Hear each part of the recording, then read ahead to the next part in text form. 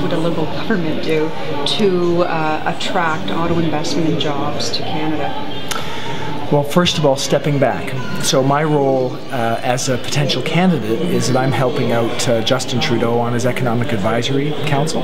So our goal really at this stage, and what I'm here in Windsor for, is trying to listen to the people in the local community to get ideas for how we can best fill out our platform. Our strategy overall is that we really believe that 2015 will be a time when we need to be making investments in the economy. We don't think it's going to be a time where we focus on narrow tax cuts like income splitting, but a time where we think about investing in infrastructure, investing in retirement policy.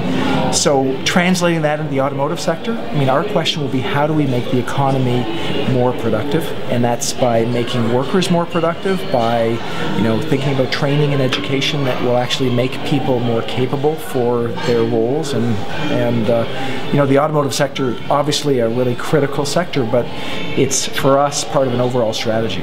But the discussion regarding automotive investment centers around government incentives, and if Canada wants to stay in the game, in the global game for automotive investment, it has to up its game. It has to match at least what competitor nations are offering automakers.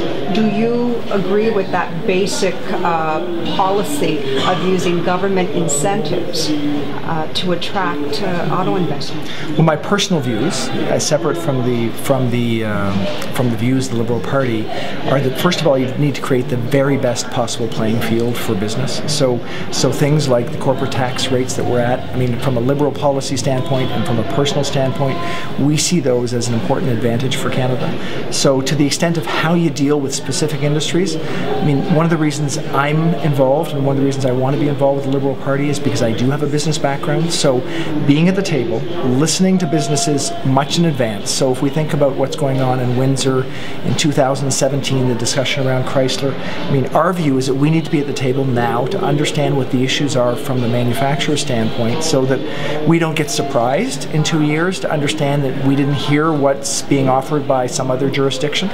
So, I mean, what I can say is we want to be engaged in that discussion, and we want to come to the right decisions based on the information at the time.